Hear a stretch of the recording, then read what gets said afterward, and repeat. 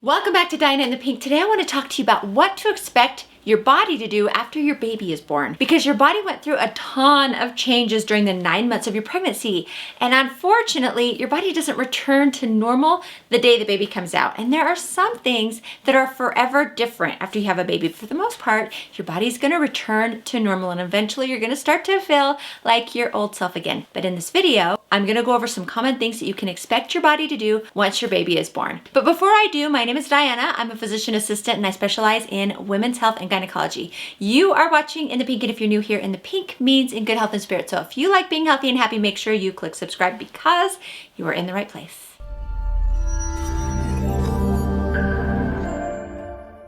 Today's video is sponsored by iRestore. iRestore is a laser hair growth system that uses lasers and LEDs to help women and men with alopecia, receding hairline, and pattern hair loss to regrow their hair. And I'm going to talk more about that in a minute. But for now, I want to hear from you. What brought you to this video? Did you just have a baby or are you still pregnant? Comment below and let me know. Now jumping right into the video. So technically, the postpartum period begins as soon as the baby is born.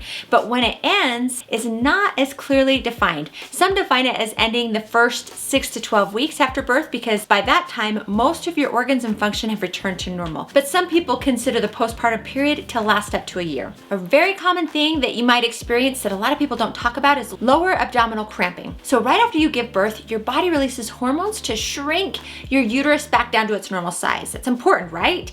Except that this actually is kind of painful. We call this afterbirth pains, and it starts after you give birth, and it's the worst for the first few days and then gradually gets better. It's usually brought on by breastfeeding, which stimulates the body to release the hormone that makes the uterus contract down. There's nothing to do for it. Just know that it's going to happen, and it's just your uterus getting small again. Another common thing, constipation. Now, you might have already struggled with constipation during your pregnancy, but it often continues after you've given birth. Many OBs recommend stool softeners to help prevent constipation, because if you really have to strain to have a bowel movement, it can cause another common postpartum issue, which is hemorrhoids. So if you didn't get hemorrhoids during your pregnancy and you didn't get them while you were pushing the baby out, then you can still develop them in the postpartum period. Hemorrhoids are swollen blood vessels around your anus, which is where the poop comes out, and they're itchy and they're burny and they can even bleed. So if you're concerned you may have hemorrhoids, talk to your OB about what over-the-counter or prescription creams are best to use. But in general,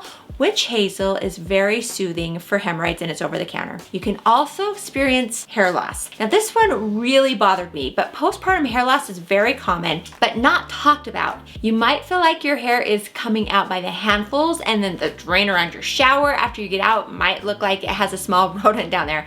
Personally, I just hated that there was always hair on me, on my clothes, on my couch, on the baby. But you're not gonna go bald. You're not gonna lose all your hair. So a normal, not pregnant person loses on average about 100 hairs a day throughout the day. But when you're pregnant, the pregnancy hormones prevent you from losing as much of that hair. And while you're pregnant, you might have noticed that your pregnancy hair was thick and luscious, but once you have your baby delivered and the pregnancy hormones go down, you start to lose much of the hair that you would have lost gradually during your pregnancy. So your hair is basically returning to the same thickness as it was before you were pregnant. The sponsor of the video today is iRestore. So iRestore is a device you wear on your head to promote hair growth. This is for anyone with male or female pattern hair loss. iRestore is a low-level laser therapy device that uses LED and laser lights, which is thought to stimulate hair follicles, also increase ATP production, and decrease inflammation. Here is what it looks like. I'm gonna try it on. iRestore Pro has 282 medical-grade lasers and LED lights combined, making it one of the most powerful and comprehensive systems on the market. It has received FDA clearance for both men and women with hair loss or hair thinning. It's non-invasive, it's effective, and it's clinically proven. So I personally don't really struggle with hair thinning or hair loss, but this is my husband, Chris. He is. So we're gonna use the iRestore on him. We'll give you an update on how his hair growth is doing in a couple of months, but for now, let's jump right back into the video.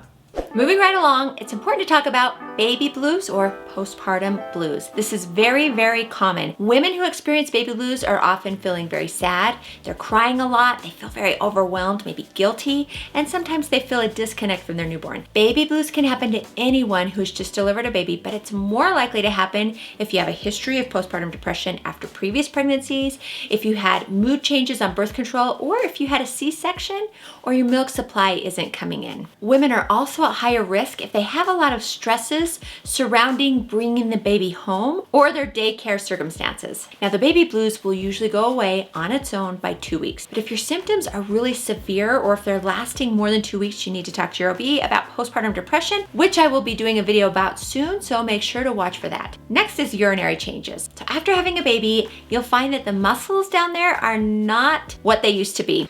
Hold up. Wait a minute. Now, not everyone, but many women might experience a little bit of leakage when they exercise or when they laugh or they cough or like they jump on a tramp. It might get better and it might not. You can also experience urinary urgency, which means as soon as you feel like you have an urge to urinate, you have to go right then. All right, Holly gotta pee. And if you had a C-section and had a catheter, you may notice that for a few days after the catheter comes out, you can experience something called urinary hesitancy, which means that you need to go, you feel your bladder is full, but when you sit down to urinate, very little comes out or it takes a while for it to come out. Let's talk about breast issues. So if you decide to bottle feed, your breasts are gonna be engorged for a while. They're gonna feel really tight and sore and may leak milk until your milk dries up, which is usually about 2 weeks. And if you are breastfeeding, you're also gonna experience engorgement and milk leakage, usually when it's time to feed the baby. And then you're also gonna experience nipple discomfort and pain at first. Now, I know it can be really rough. I almost called it quits with my first because of the nipple pain. If you want to know more about it, I've already done a video and I'm going to link to that right here. Check that out. Now, vulvar or perineal pain is really common as well. This means pain where the baby comes out. And you can have that kind of pain whether or not you tore, but it is worse if you did tear and had to have stitches or if you had an episiotomy. Now, there's often going to be some swelling down there as well. And so sitz baths are great for that. That's just where you get really warm water and put Epsom salt in it, and then you just sit and let the perineum and the vulvar down there just soak in that water. It's really soothing. You can also get postpartum ice packs, which are like maxi pads, so they're absorbent, but they're also ice packs. You put them in your underwear like a pad, and that's really soothing as well. The good thing is that if you did get stitches, the tissue down there heals incredibly fast, and you don't need to have any stitches removed, most likely. Now, if you had a C-section, I had 3 myself, you're also gonna experience some incision pain and numbness, and then extra soreness of your lower abdominal muscles. Let's talk about vaginal discharge. We call this postpartum discharge lochia, and it starts off as bright red, like a heavy period where you pass blood and tissue. But then that changes to a more watery, yellowish, brownish discharge, and that lasts for about 2 to 3 weeks. It then turns to kind of a yellowish, whitish discharge, and about 15% of women can have lochia even up to 6 weeks. I think that covers most of the main postpartum symptoms. I know there's more. Let me know if you experience postpartum symptoms that I didn't talk about. I may have to do a part 2 at some point. But hey, if you are still pregnant and this is your first time to my channel, make sure to check out my pregnancy playlist. I have a video for each week of pregnancy. Subscribe to Diana in the Pink, and also a huge shout out to today's sponsor, iRestore. Be sure to check them out, and I will link to my pregnancy playlist right here. Click on that, and I will see you over